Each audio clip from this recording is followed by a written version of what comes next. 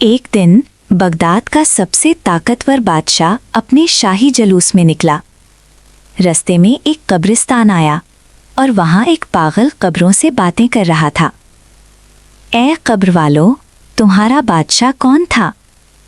जब कब्रों ने जवाब नहीं दिया तो उस पागल ने ऐसा सबक दिया कि बादशाह की आंखों में आंसू आ गए। आइए सुनते हैं बहलूल दाना का वो वाकया जिसने हारून और रशीद की जिंदगी बदल दी। बगदाद की शानदार सड़कें, लोगों का हुजूम। अचानक सबने रास्ता साफ कर दिया क्योंकि बादशाह हारून और रशीद का शाही जलूस निकलने वाला था। सोने का हौदा, सैकड़ों सिपाही, अमीर, वजीर, दरबारी सब साथ थे।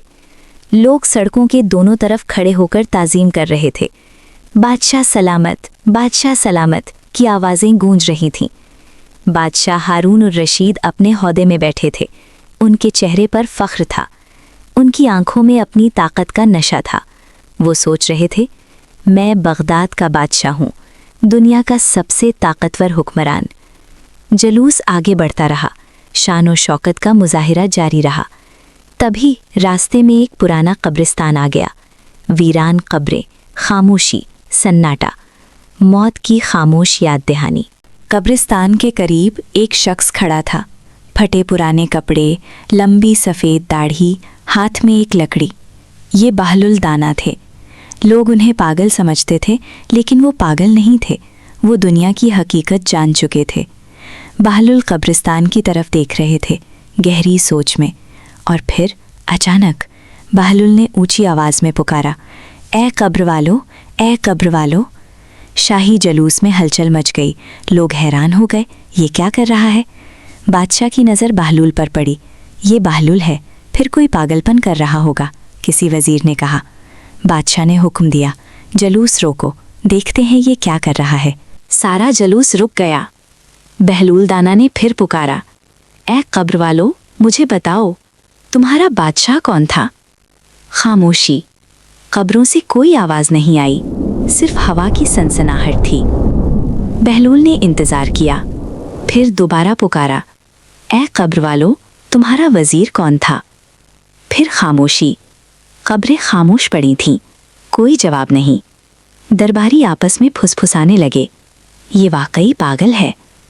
लेकिन बहलूल ने तीसरी बार पुकारा, ए कब्र वालों, बताओ, तुम में से कौन अमीर था, कौन गरीब था, कौन बादशाह था, कौन गुलाम था? फिर वहीं खामोशी। कब्रों से कोई जवाब नहीं, सब बराबर, सब खामोश। बादशाह हारून और रशीद ने अपने मुहाफिज से कहा, बहलूल को मेरे पास लाओ। बहलूल को बादशाह के सामने लाया गया। बादशाह ने कहा, बहलूल, ये क्या पागलपन है? तुम कब्र वालों से सवाल कर रहे हो? वो मुर्दा है, कैसे जवाब देंगे? बहलूल दाना ने बादशाह की आंखों में देखा। उनके चेहरे पर गहरी संजीदगी थी। उन्होंने कहा, ए बादशाह सलामत, आपने बिल्कुल ठीक कहा। मैंने 3 बार पूछा, लेकिन किसी ने जवाब नहीं दिया। बादशाह ने कहा, तो ये तो वाज़ेह है, मुर्दे कैसे बोलेंगे? बहलूल ने मुस्कुराकर कहा, बिल्कुल सही बादशाह सलामत, लेकिन क्या आपने गौर किया? बादशाह हैरान हुए, क्या गौर करूं? बहलूल ने कब्रिस्तान की तरफ इशारा किया। ए बादशाह, मैंने पूछा, तुम्हारा बादशाह कौन था? किसी ने जवाब नहीं दिया, क्योंकि कब्र में कोई नहीं जानता कि कौन बादशाह था। बादशाह का चेहरा संजीदा होने लगा। बहलूल ने कहा, मैंने पूछा, तुम्हारा वज़ीर कौन था? किसी ने जवाब नहीं दिया, क्योंकि कब्र में कोई फ़र्क नहीं रहता।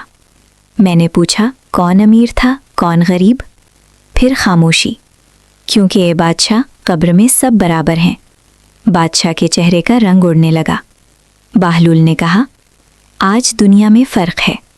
आप बादशाह हैं, मैं फ़कीर हूँ। लोग आपकी ताज़ीम करते हैं, मुझे पागल कहते हैं।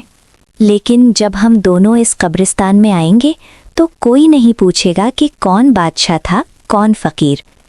बादशाह की आंखें नम होने लगी।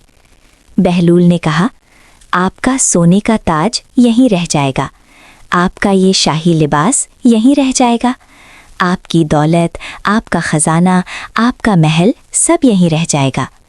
आपके साथ सिर्फ एक चीज़ जाएगी, आपके आमाल। नेक आमाल होंगे तो कब्र जन्नत का बाग होगी, बुरे आमाल होंगे तो कब्र जहन्नुम का गड्ढा होगी। बादशाह की आंखों से आंसू बहने लगे। उनके साथ खड़े वज़रा और उमरा भी खामोश थे। सब सोच रहे थे बहलूल ने कितनी बड़ी सच्चाई बता दी। बादशाह ने आजिज़ी से पूछा, बहलूल तो फिर मैं क्या करूं? मैं बादशाह हूं, मेरी जिम्मेदारियां हैं, मेरे पास दौलत है। बहलूल ने मुस्कुराकर कहा, ए बादशाह, ये दौलत अल्लाह की दी हुई है, ये अमानत है, आपकी मिल्कियत नहीं।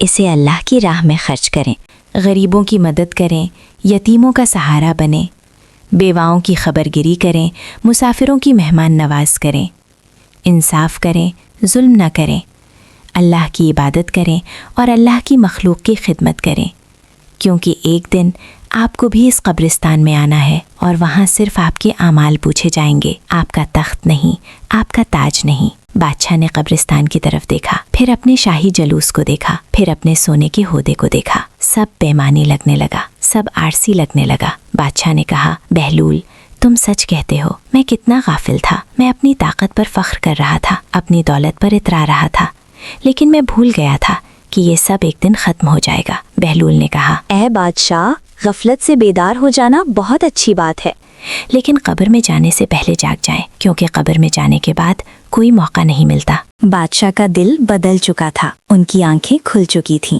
और बहलूल दाना वो कब्रिस्तान में ही खड़े रहे। उन्होंने हाथ उठाकर दुआ की, ए अल्लाह, हमें मौत की याद दिलाते रहना, हमें अच्छी मौत नसीब फरमाना और हमारी कब्रों को जन्नत का बाग बना देना, आमीन। और रिवायत में आता है कि उस दिन के बाद बादशाह हारून और रशीद ने अपनी जिंदगी बदल दी। उन्होंने गरीबों की मदद की, इंसाफ किया, जुल्म से बचे, मौत को याद रखा, आखिरत की तैयारी करते रहे, क्योंकि बहलूल दाना ने उन्हें वो सबक सिखा दिया था जो हर इंसान को सीखना चाहिए कि दुनिया आर्जी है, मौत यकीनी है और कब्र में सब बराबर हैं।